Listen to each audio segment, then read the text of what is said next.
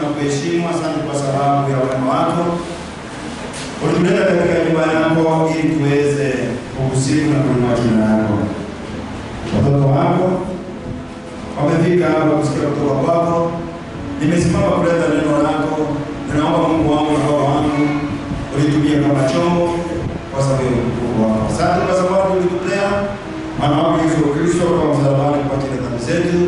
Tuomba Mungu wetu na Baba yetu ya kwamba tusaidie kuwa na imani ndani yake na tumkiri yeye kwa mwokozi wa maisha yetu kwa kupatikana. Naomba kwamba kipindi hiki cha mahubiri kutoka mwanzo hadi mwisho tabaraki na tunaomba pamoja tukiamini katika jina la Baba na Mwana na Roho Mtakatifu. Amen. Asubuhi ya leo nachukua nafasi hii kuwakaribisha katika mahubiri ya siku ya leo yanayoletwa na mchungaji Julius Yao kutoka kanisa la Thika Bible Baptist Church. Anayekutana nasi kwa njia ya mtandao, karibu sana. Mmoja katika ukumbi huu, karibu sana. Najua ya kwamba wakati tuko katika mkeza wa sikukuu, mkeza wa Pasaka, na sana tunakumbuka mateso ya Yesu Kristo aliweza kupitia kwa msalabani. Nataka niweze kuzungumza nanyi siku ya leo umuhimu wa msalaba. The benefits ama Yesu, umuhimu wa msalaba. Huu msalaba uko na maana gani? Maana hata Yesu Kristo mwenyewe alipokuwa na wanafunzi wake alimwambia kuhusu msalaba. Let us go to the book of Luke chapter 9 verse 23. Hiyo 23 ni Biblia niko nayo, and I want to read. Akawaambia wote, mtu yeyote akitaka kunifuata na ajikane mwenyewe na ajitwike msalaba wake kila siku anifuate. Yesu Kristo akiwa na wanafunzi wake aliweza kuwapea agizo. Na jambo hili ni kwa nini mchungaji unalisema ni agizo? Wanafunzi walikuwa katika hali ya kutofahamu ni jinsi gani wanaweza kumpendeza Mungu.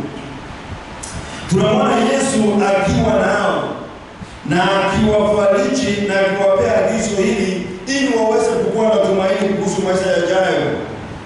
Akawaambia mtu yeyote akitaka kunifuata na ajikane mwenyewe na ajitwike msalaba wake kila siku na anifuate.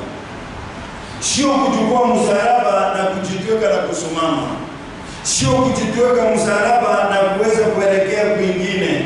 Ni kujitweka msalaba na kumwangalia Yesu aliye chanzo, chemichemi na mwisho wa maisha yetu. Bwana asifiwe. The cross provides salvation through the death of Jesus Christ, offering forgiveness, reconciliation, and victory over sin and death. Msalaba watoa wokovu, inashinda kifo, inaleta msamaha, inaleta upatanisho na ushindi juu ya dhambi. Msalaba ni mahali kunakuwa na kupatanishwa, ni mahali kunakuwa na mabadiliko makubwa. Mtu anatolewa aibu ya kifo, anawekwa katika uzima wa milele. Msalaba ni kitu ya maana katika maisha ya Mkristo. Na alipoza Yesu Kristo aliambia wanafunzi wake ya kwamba mtu yeyote akitaka kunifuata na ajikane. Kujikana peke yake haitoshi, aweze kuchukua msalaba. Kuchukua msalaba peke yake haitoshi, na aweze kumfuata Yesu Kristo mwana wa Mungu aliye hai. Bwana asifiwe. Umuhimu wa msalaba katika maisha yetu. Hii ni wakati watu wanazungumza kukufa, kuzikwa na kufufuka kwa Yesu Kristo. Na mara kwa mara utaona wakizungumza kuhusu msalaba. Hii ni kitu ya muhimu sana katika maisha ya Mkristo. Msalaba Yesu Kristo alitundikwa, ikawa ni kifo ya aibu. Na tunapokuwa katika maisha haya, mpendwa, nimekuja kukutangazia katika vitu vyote vilivyo vya maana katika maisha ya Mkristo, tukumbuke msalaba, ya kwamba ni kupitia msalaba vitu vingi zilipatikana katika maisha ya Mkristo. umuhimu wa Mkristo, umuhimu wa msalaba. Umuhimu wa msalaba ni ya kwamba tulipata msamaha wa dhambi. Leo hii singeitwa mwana wa Mungu, leo hii singekuwa nastahili kuongea kuhusu huyu Mungu, isipokuwa katika msalaba nilipata msamaha wa dhambi. So the cross is very important, because at the cross we received, we were given forgiveness of sins. Bwana asifiwe. Bwana asifiwe. Ni pale msalabani tulipata msamaha wa dhambi. Damu ya Yesu iliyomwagika pale msalabani ililipa gharama ya dhambi zangu. Hakuna kitu kingenisaidia, hakuna kitu kingelipa gharama ya dhambi zangu.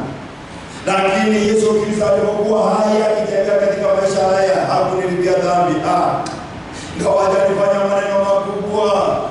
Aliponya viwete, akaweza kulisha watu, akaponya watu. Hayo yote hayakuwa ya nguvu zaidi, lakini ilipofika msalabani nikapata msamaha wa dhambi. Bwana asifiwe.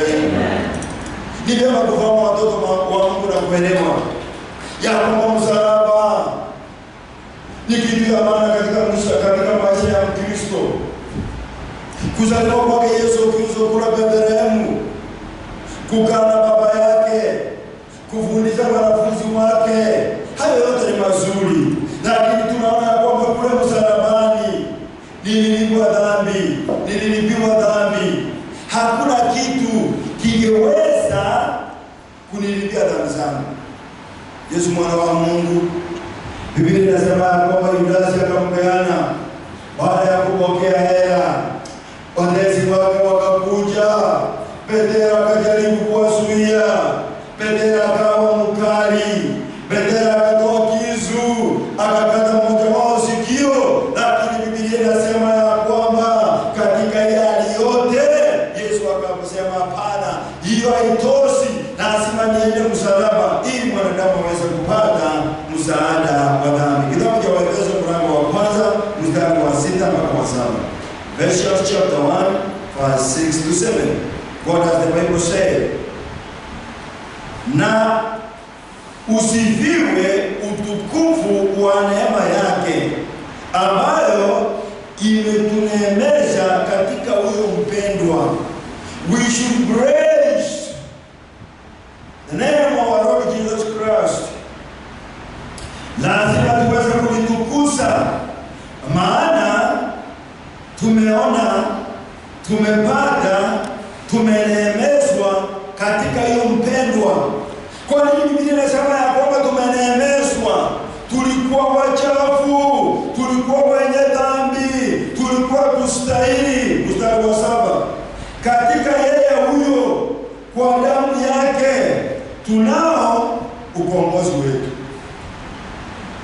msamaha wa dhambi, sawa sawa na wingi wa neema, kupitia kumwaga damu yake kule msalabani.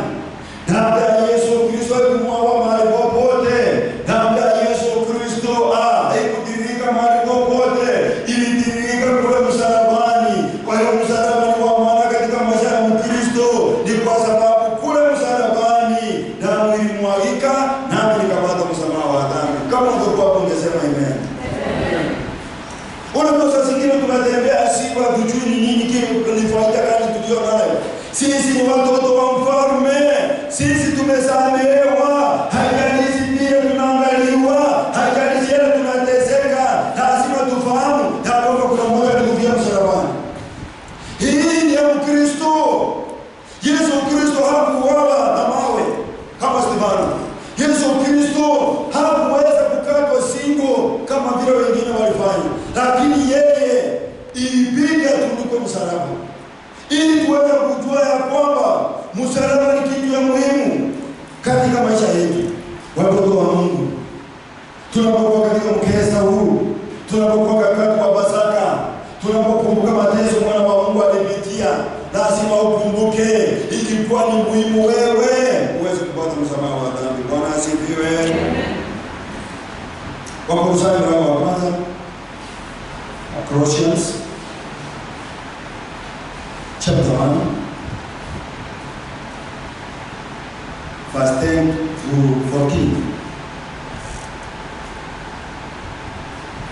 Mwenende kama ulivyo wajibu wenu kwa Bwana, mkimpendeza kabisa, mkizaa matunda kwa kila kazi njema na kusudi na kusidi katika maarifa ya Mungu,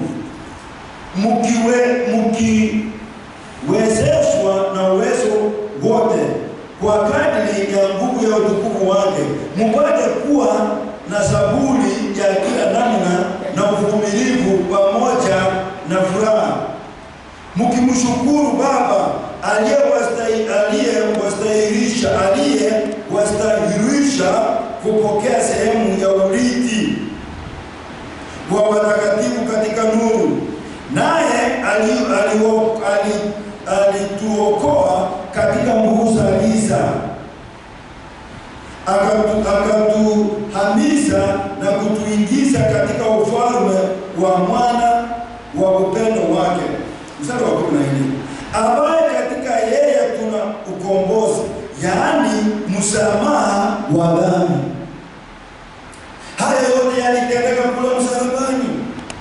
Hakumsuidia mwanawe, alipeana, akasema, mwanangu, enda ukaokoa mwanadamu, ukamleta katika ufalme, ukamleta katika urithi, ukamleta katika hii starehe. Na hiyo yote uwezekani, lazima uweze kupitia msalabani. Maana ndio Biblia inasema mstari wa 14, ambaye katika yeye tuna ukombozi, yaani msamaha wa dhambi. Tulipataje msamaha wa dhambi? Kuna mtu angetulipia. Unapokuwa na deni, unapokuwa katika hali, lazima mtu akuje akushughulikie.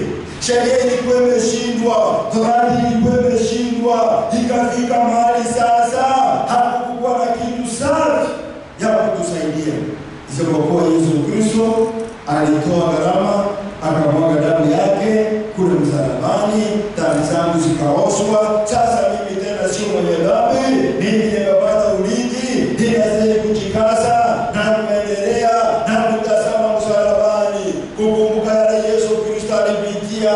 Mwana wa Mungu akapembezwa msalaba mzito, mwana wa Mungu akavalishwa taji ya miiba, mwana wa Mungu akapigwa misumari, mwana wa Mungu akapigwa mijeledi, mwana wa Mungu akatemewa mate, na wengine wakamtiaki, wakakaa pale. Alipolia kwa sauti akasema, Eloi, Eloi, lama sabakthani, akasema, baba yangu, mbona waniacha? Wengine wakasema, anaita Elisha. Jambo la pili, tulipata upatanisho kule msalabani. Tulipata nafasi ya kuitwa wana wa Mungu kule msalabani. Kile kizuizi kilikuwa kinatuzuia, ambao ni uadui kati ya sisi na Mungu wetu, kilipata kuondolewa. Aliyekuja kwa patanisho kati ya sisi ni huyu mwana wa Mungu, na ingewezekana bila yeye kukufa kule msalabani. Kukufa kwake kule msalabani ilitufanya tuweze kupatanishwa. Msalaba ni wa muhimu kwa sababu ndio mwanadamu alipata upatanisho na Muumba wake. Bwana asifiwe. Biblia inasema katika kitabu cha Waefeso mlango wa 2 mstari wa 6, mstari wa 16, Ephesians chapter 2 verse 16.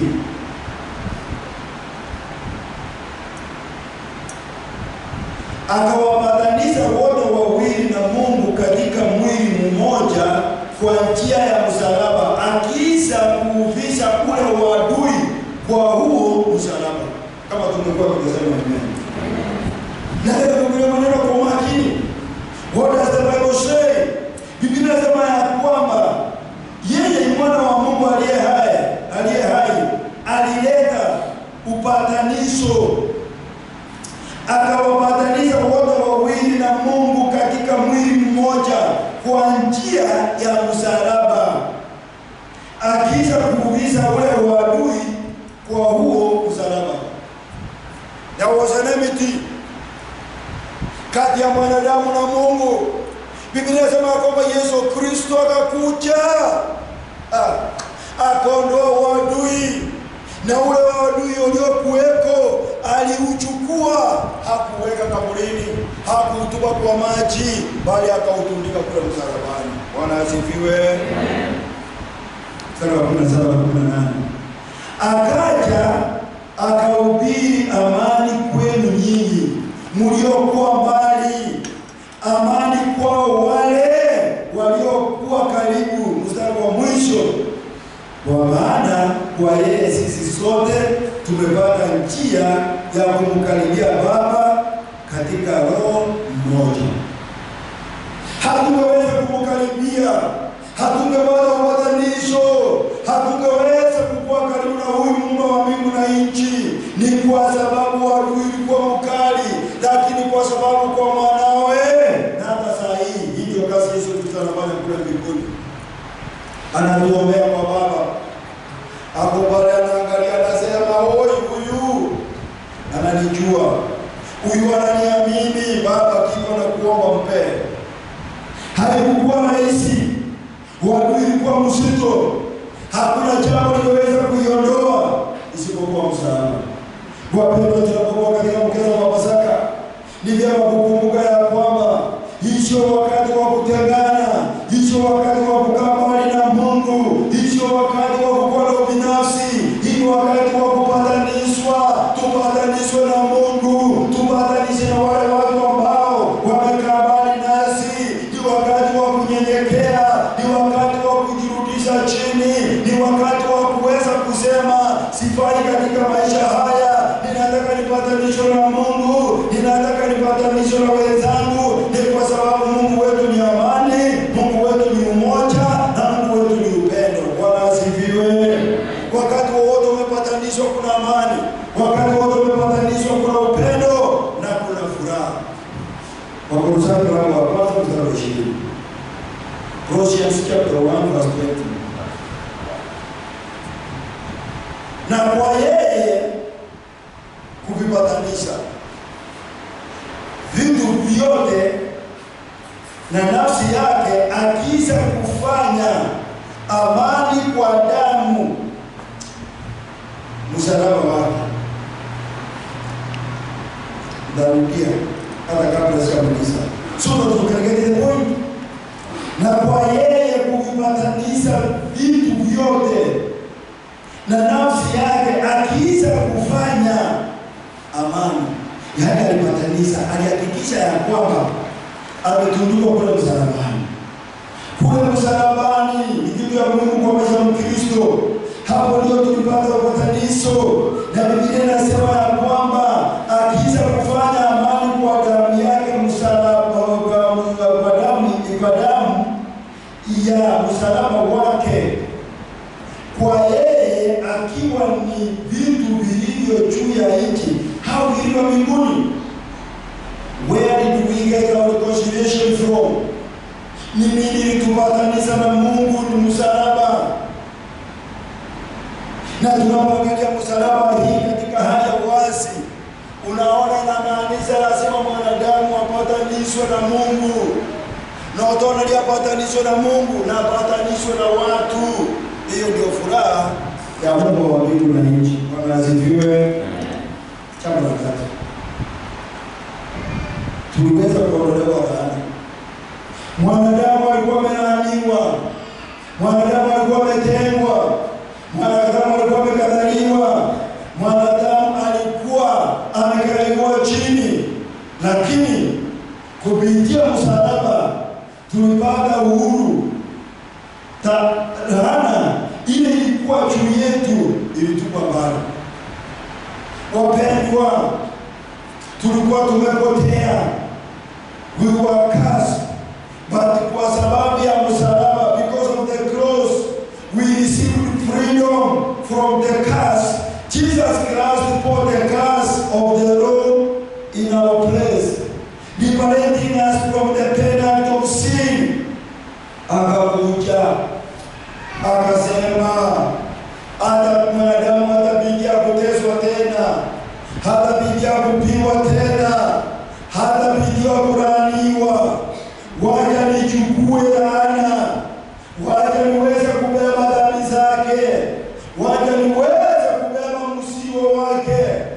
na hii dunia yote ithibitishe ya kwamba hakika huyu amelaaniwa ni kwa sababu ya wanadamu alidungwa msalabani. Bwana asifiwe. Unajua Yesu Kristo kifo chake ilikuwa tofauti na vifo vingine. Kwa nini? Alipotundikwa kwa msalabani katikati ya wezi wawili. Wale wezi wawili hakuna kitu kiliandikwa kwa msalaba yao. Lakini ilipofika kwa Mungu wetu, ilipofika kwa Mwokozi wetu, ili tuone hapa kubwa kwake msalaba, na msalaba ni wa maana mpaka iliandikwa, huyu ndiye Yesu mfalme wa Wayahudi. Ilitakaswa. Kwa hiyo alipokuwa pale msalabani, alitufanya kuwa uhuru na laana. Laana ile ingekuata mimi, laana ile ingenitesa katika maisha haya. Akasema, mwanangu, niamini tu upate wokovu, niamini tu upate uhuru, niamini tu uweze kufanya maneno makubwa. Akavumilia. Haikuwa rahisi wapendwa, ilikuwa ni kifo ya aibu, lakini Yesu akavumilia. Msalaba, unapoangalia msalaba, jua ya kwamba hauko tena katika laana. Laana yako zimechukuliwa na Yesu. Wakana na thibitisho, watu wanatutiza, wanatudhani, watafanya nini? Rasha! Yesu wetu alituondolea laana. Bwana asifiwe. Sisi kazi yetu ni kuamini na kumfuata. Tunapolemewa tunamwambia, hey, my brother Jesus, nisaidie. Yeye hakuachi. Anakuambia, dadii, uliahidi utamwacha kwa utampungukia, anaendelea pamoja na wewe. Galatians chapter 3 verse 13. Pale katika kitabu cha Warumi mlango wa 3 mstari wa 13. Ni nini Biblia inasema? Kristo alitukomboa katika laana ya Torati, kwa kuwa alifanya laana kwa ajili yetu. Badala ya sisi kulaaniwa, tukaambiwa toka wanadamu, hamwezi kujisaidia, ondoka. Akafanya laana kwa ajili yetu, maana imeandikwa, amelaaniwa kila mtu alikwaye juu ya msalaba. Bwana asifiwe. Yesu Kristo akatuondoa katika laana, tukawa uhuru, tukapata nafasi ya kusema, my Father who is in heaven. Hiyo ilikuwa rahisi. Tukapata nafasi ya kumwambia Muumba wangu, tukapata nafasi ya kumuita our Father, my Creator, my Protector na kadhalika. Tuseme nini katika maisha haya? Aliye kimbilio yetu ni Yesu Kristo. Aliye tegemeo letu ni Yesu Kristo. Anaye tusaidia ni Yesu Kristo. Tulipataje hayo? Ni kwa sababu ya msalaba. Bwana asifiwe. The privilege we enjoy, the relationship we enjoy with Jesus Christ ni kwa sababu ya msalaba. Yohana mlango wa 3 mstari wa 16. Nasema jinsi Mungu alipenda ulimwengu akamtoa mwana wake wa pekee ili yeye amwaminie. Sasa mwana ametolewa, sasa mwana amekuja, amehangaishwa na wachache wa dunia hii, wakapeana pesa, wakamsaliti, lazima yote yakatendeka ili maandiko yatimie. Akiwa kule msalabani haikuwa rahisi. Akiwa kule msalabani haikuwa rahisi. Kuna jambo lilitendeka, jambo la nne ni ya kwamba msalaba ni wa muhimu kwa sababu